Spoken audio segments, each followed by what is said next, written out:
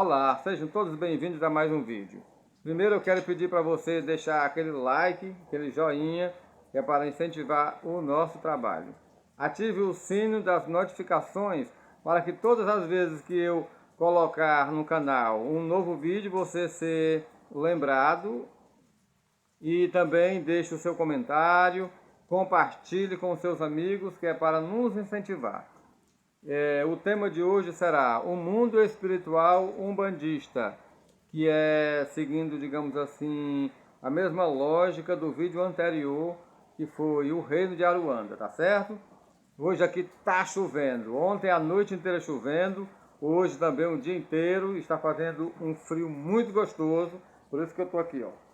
Camiseta, camisa mangas longas para me aquecer, inclusive aqui, ó, tomando aqui um bom vinho, que é só para dar aquela aquecida, porque eu gosto muito do frio, mas às vezes quando ele está em excesso, a gente precisa se agasalhar, ok? Pois bem, o mundo espiritual umbandista. Vocês lembram, quem assistiu, o vídeo anterior, o reino de Aruanda, eu falei de 7 esferas do mundo espiritual.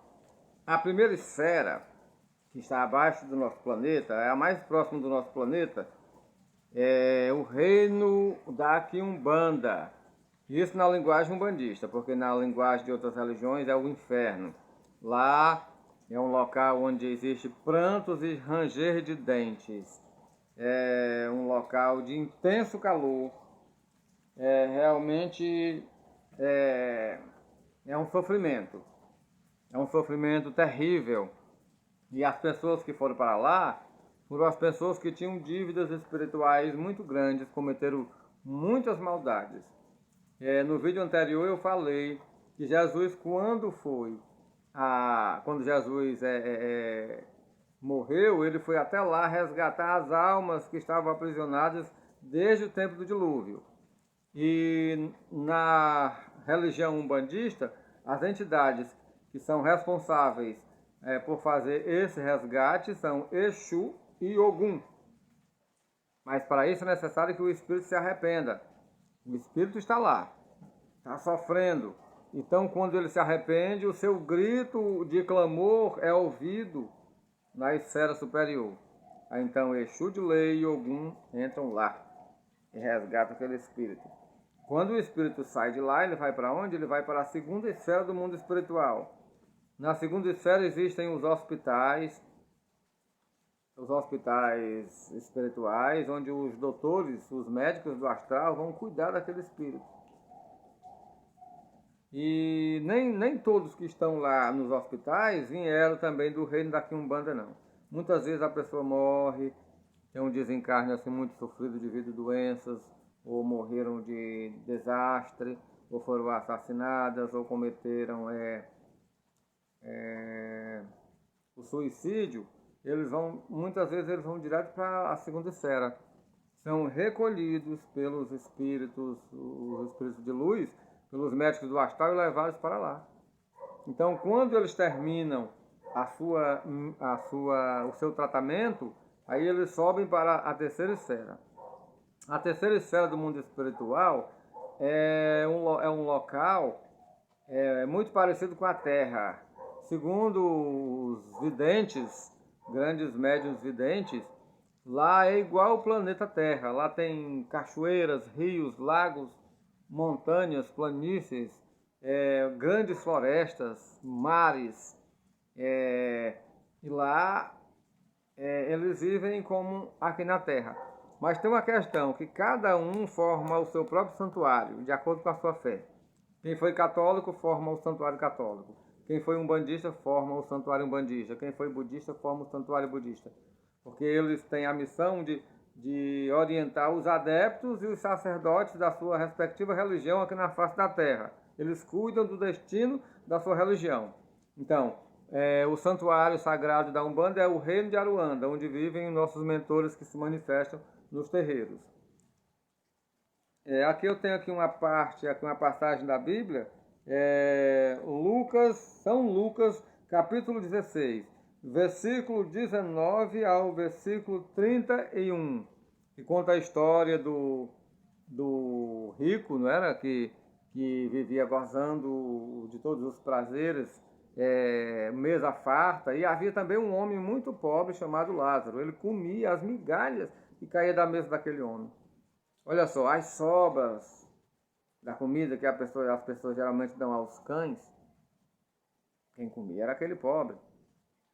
E aquele homem, ele tinha capacidade, condição financeira de dar uma comida, um prato de comida para o mendigo, mas ele não dava, ele comia dos restos.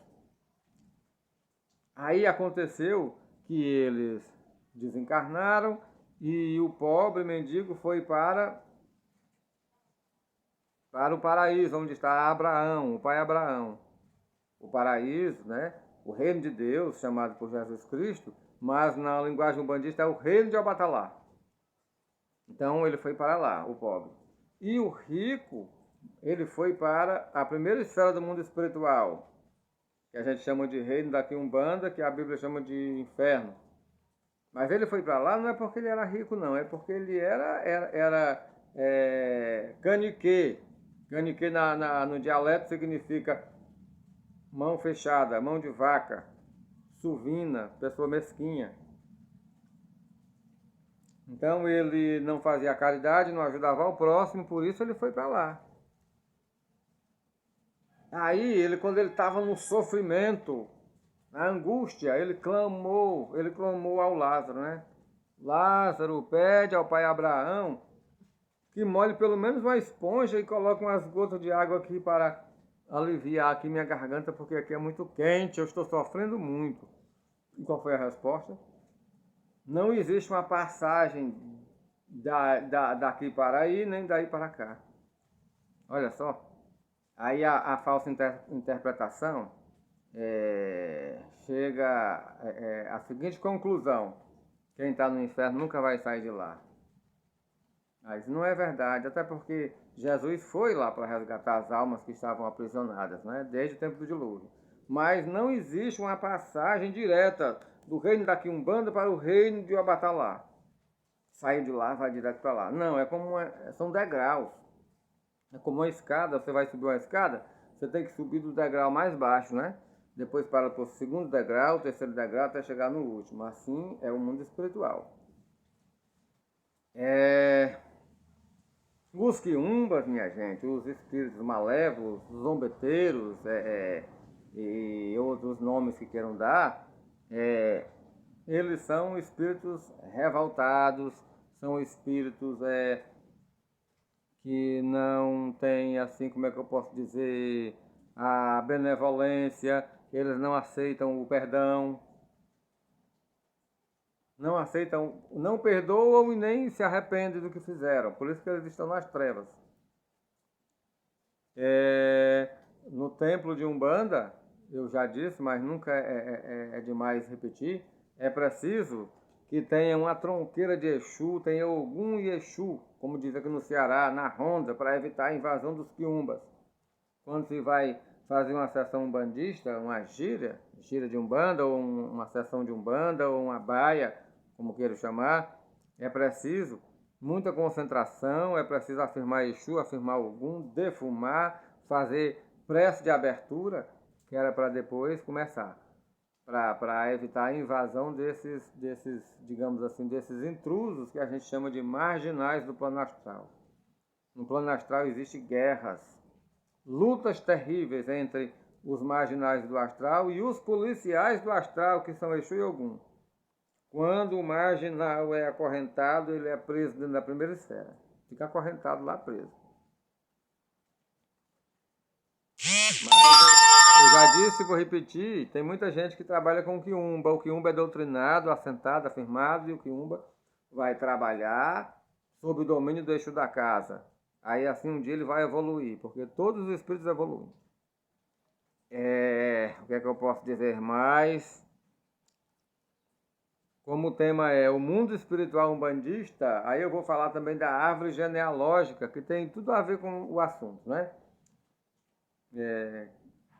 Quem são os espíritos da árvore genealógica de cada pessoa? São os antepassados de cada um, né? São os avós maternos e os avós paternos, os bisavós paternos e maternos, os triavós paternos e maternos, e assim sucessivamente. Tetravós, pentavós, hexavós e todos os espíritos daquela genealogia. Na árvore genealógica de todas as pessoas existem karmas negativos e existem os positivos.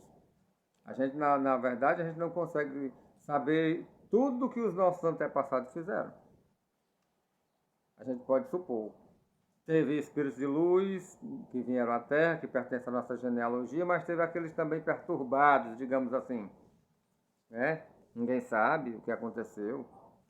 Pode ser que na nossa árvore genealógica exista um torturador, ou pessoa que foi torturada, ou pessoa que foi abortada, ou pessoa que foi assassinada, ou que tirou a vida de alguém. Ninguém sabe, porque são milhares e milhares de gerações, não é?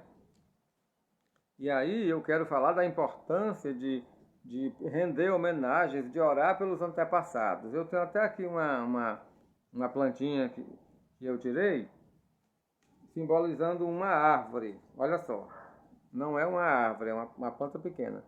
Mas digamos que seja uma árvore, olha. Né? Nossa árvore genealógica, olha.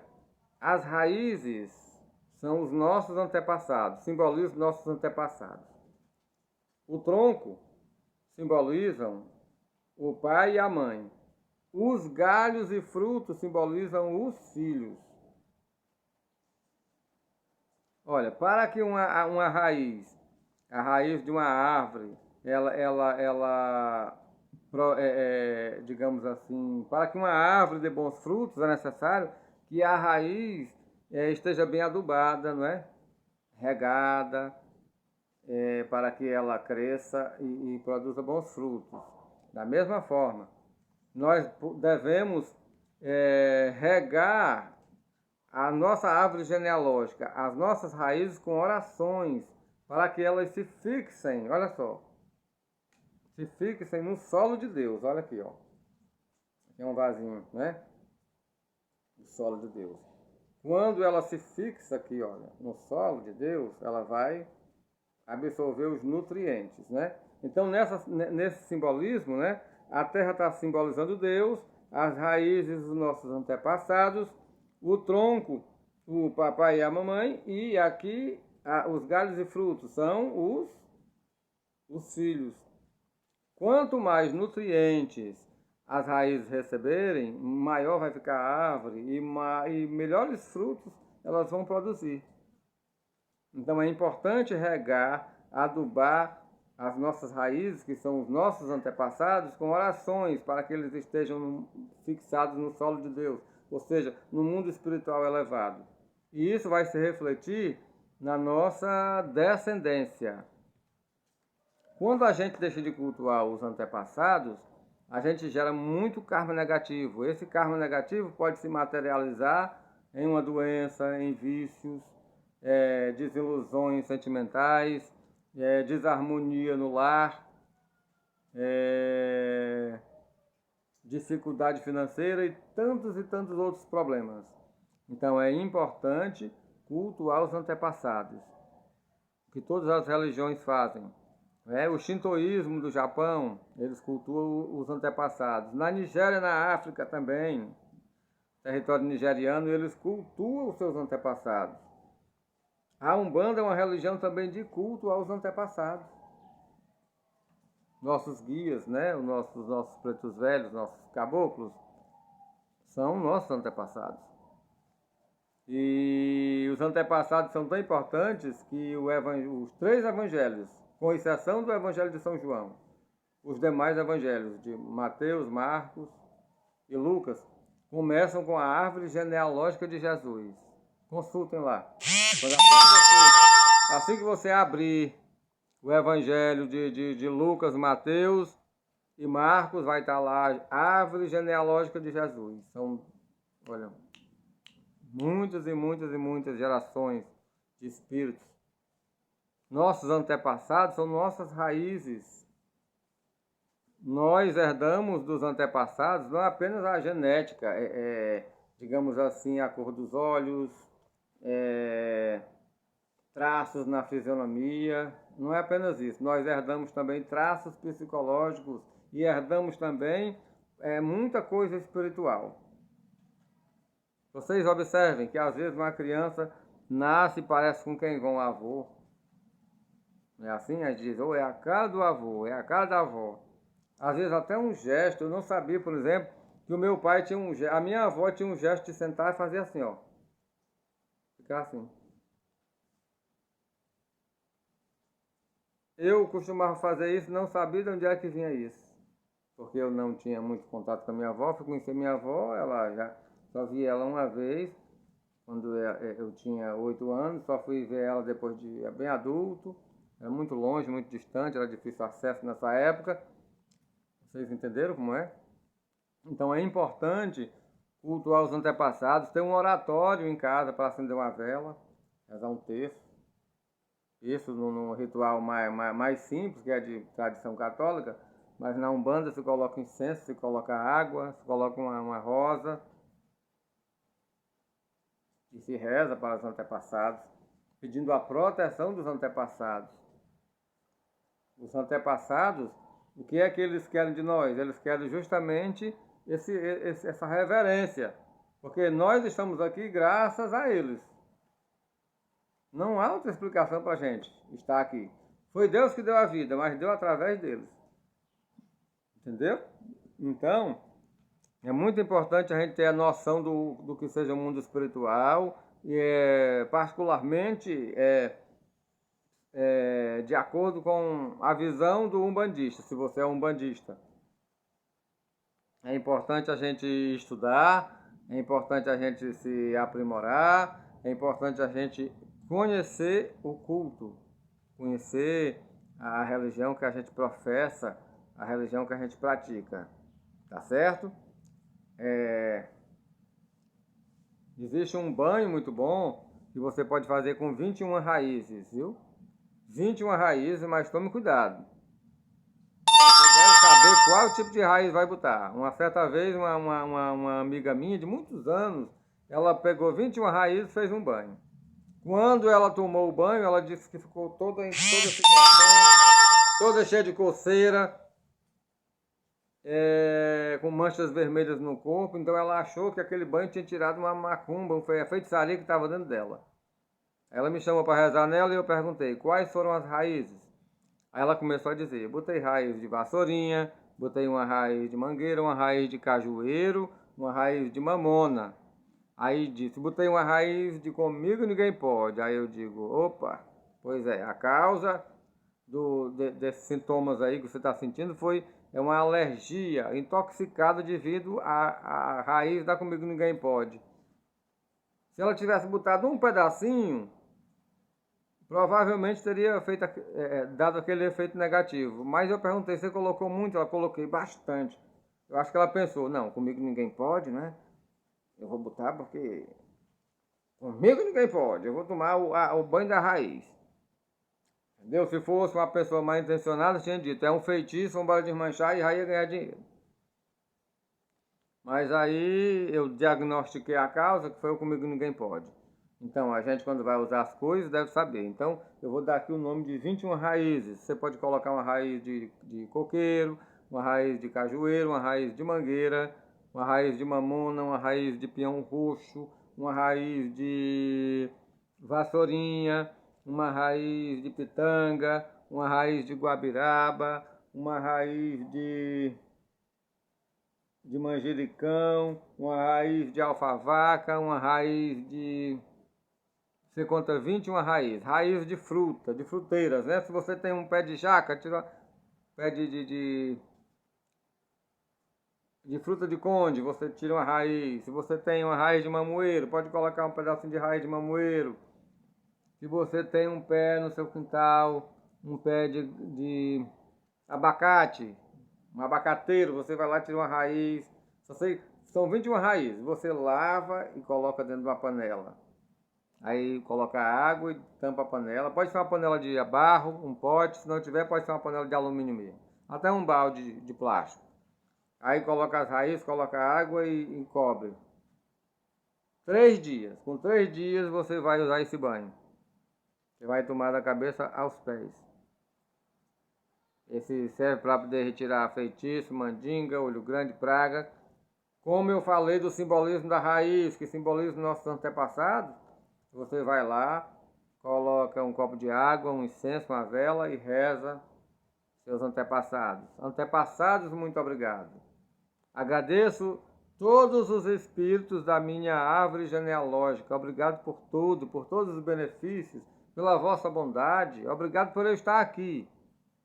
Tudo que eu tenho eu agradeço a vós. Muito obrigado. Pode rezar um terço.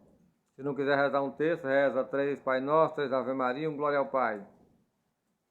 É uma coisa simples, mas muito eficiente.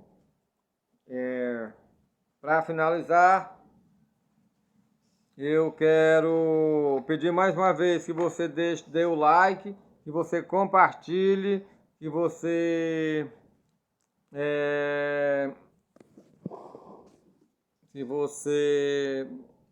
assine o sino das notificações para ajudar o canal.